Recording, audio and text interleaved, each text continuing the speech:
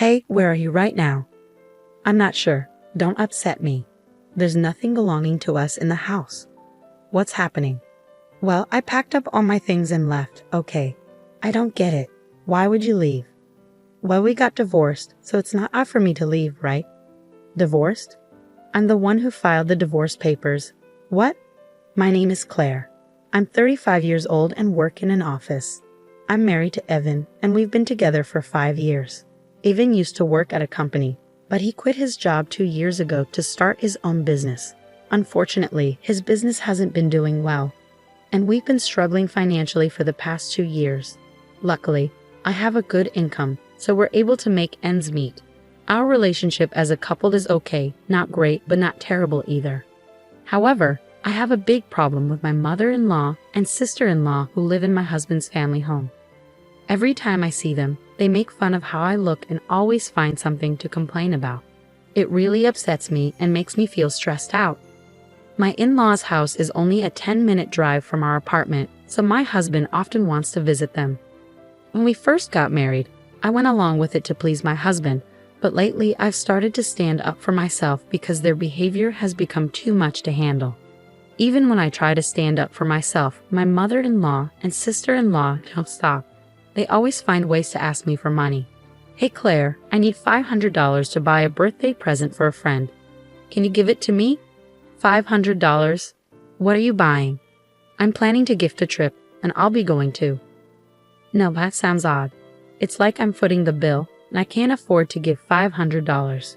You're so tight-fisted, Claire. Are you a miser? Even though Evan supports you.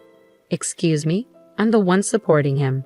My husband hasn't contributed anything to our living expenses in the past year, and you, sister-in-law, should get a job.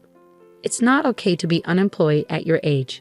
Why does my mother-in-law accept my sister-in-law's unemployment? I wanted to say all of this, but my husband interrupted. Hey Claire, I have a friend's birthday coming up. I want to buy a present, so could you give me $500? You really understand, Evan. You're a good son. Then can I also get about $300?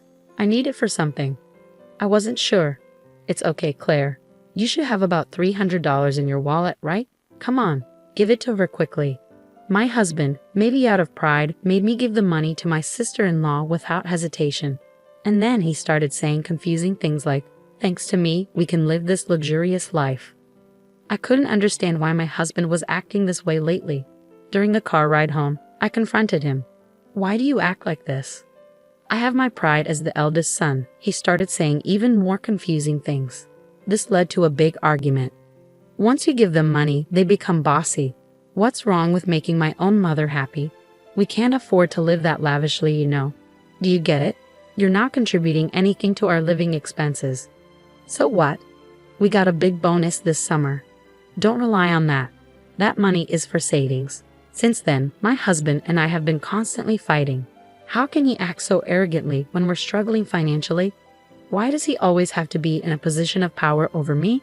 His flaws are becoming more and more apparent. I realized I didn't have to put up with things I didn't like just for him. So when he recently said, "We're going to my mom's," I responded, "You go by yourself." My husband tried to argue, saying, "What do you mean? It's normal for the wife to come too." But when I pointed out, "So you're abnormal because you don't come when we go to my parents' house," he got annoyed and said, "Do whatever you want," then went to his parents' house alone. A weekend without my mother-in-law and sister-in-law was such a relief. It felt so comfortable and nice. With some free time to myself, I focused on working towards my dream, and that dream is to buy my own home. I spent time researching online and ordering brochures. My dreams and aspirations were growing, and just thinking about my new house made me excited. As I looked at different furniture options online, I imagined carefully arranging them in my future home. Lost in these thoughts, time passed quickly, and before I knew it, evening had arrived and my husband was back. "Oh, welcome home." Oh, is he still upset? How childish. He should act more mature as a grown man. I wasn't trying to cater to my husband, so I continued making dinner without speaking to him. Then out of nowhere, my husband spoke up. "You've been quite bold lately, huh? Standing up to me and saying you don't want to see my mother and the others." Defying, we're equals in this relationship, Besides, your mother and the others always criticize me, so I don't want to visit your parents' house anymore. That's what I mean by being bold. Normally, wives are expected to obey their husbands. If you say I can't do that, you're talking about divorce, right? Divorce? Are you surprised that I wouldn't mind being divorced by you? But I'm really upset with you. I've already prepared my part of the paperwork, so it can be submitted anytime. I'll let it go this time, but if you defy me again, it'll be an instant divorce. Think about that. With that, my husband smirked and ordered, "I'm going to take a bath. Hurry up and make dinner." Once I confirmed he was in the bath, I couldn't help but feel relieved. Yes, now I can end things with that man whenever I want. I cooked dinner happily. From then on, I worked hard to save money. I was almost ready to make the down payment. It was difficult to contain my excitement and keep from smiling. But in front of my husband, I acted calm. Finally, I bought a house in my own name. All that's left is to get a divorce after the house is ready and leave the home I share with my husband. I started packing my belongings little by little without my husband noticing and sent them to my parents' house temporarily. I had told my parents everything, and they understood my situation. Finally, the house was finished. When my husband went to his parents' house as usual on the weekend, I moved all my things to my new home. The new house is very comfortable, and both the inside and outside are just as I imagined. As I enjoyed the pleasant scent of a new home all day, my husband called me that night. "Hey, where are you?" "Well, where do you think I am?" "Don't play games with me. There's nothing left in the house." "What's happening?" "Well, I packed up all my stuff and left." "What? I don't understand. Why would you do that?" "Well, since we're divorced now, it's not unusual for me to move out, is it?" "Huh? Divorced? I already filed the divorce papers." "What?" "We're not together anymore. Don't try to fool me. I won't accept that." "But you were the one who said we could get divorced whenever. As a businessman, you should stand by your words. Anyway, this is the end for us." With that, I hung up the phone. Finally, I was free from my husband. That night, I slept peacefully.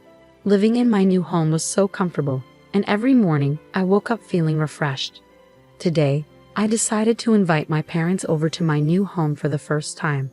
As I was cooking alone in the kitchen, my parents arrived with a bottle of celebratory sake. They were both surprised and impressed by my new home.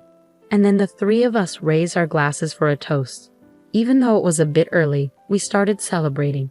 Suddenly, the doorbell rang. Huh? Who could it be at this hour? When I checked the intercom, I saw my ex-husband, ex-mother-in-law, and ex-sister-in-law standing there. "Why are you here?" "From now on, my parents and I will be living here.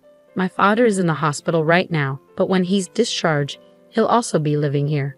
Please leave immediately." "No way, that's absurd." "Why should I do that?" "Please leave my property right now." Then my ex-mother-in-law stepped forward. "You cheeky girl, listen. What's yours is mine. If you understand, open the door." What are you talking about? I'm single now." "Huh? Didn't your son tell you?" "We've already filed for divorce. We're strangers now." Upon hearing this, my ex-mother-in-law and ex-sister-in-law looked at my ex-husband. He seemed to be explaining something to them, although I couldn't see clearly on the intercom screen.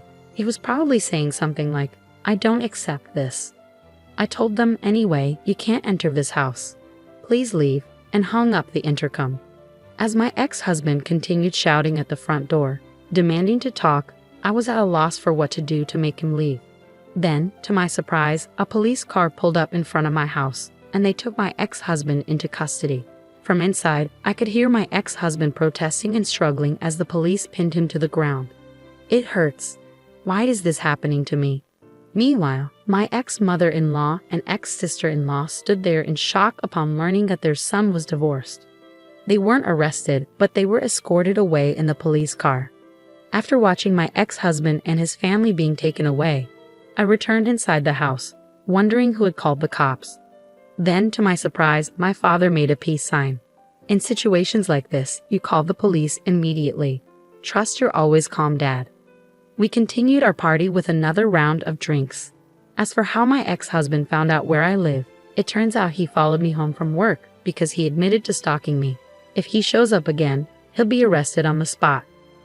With his timid personality, it's unlikely that he'll come near this house again. I also obtained a restraining order against his family. After the incident, it seems my ex-husband's business went downhill, and he accrued a lot of debt. With the divorce, the financial support he and his family were relying on from me was cut off. Additionally, with his father in the hospital, they had no source of income, so they had to sell their house. It's a case of reaping what they sowed. On the other hand, I invited my parents to live with me in my new home. They're very happy, calling me incredibly filial, and they're enjoying life in our new home. I want to continue cherishing my parents and live happily as a close-knit family. With his timid personality, it's unlikely that he'll come near this house again. I also obtained a restraining order against his family. After the incident, it seems my ex-husband's business went downhill, and he accrued a lot of debt. With the divorce, the financial support he and his family were relying on from me was cut off. Additionally, with his father in the hospital, they had no source of income, so they had to sell their house. It's a case of reaping what they sowed. On the other hand, I invited my parents to live with me in my new home. They're very happy, calling me incredibly filial, and they're enjoying life in our new home. I want to continue cherishing my parents and live happily as a close-knit family.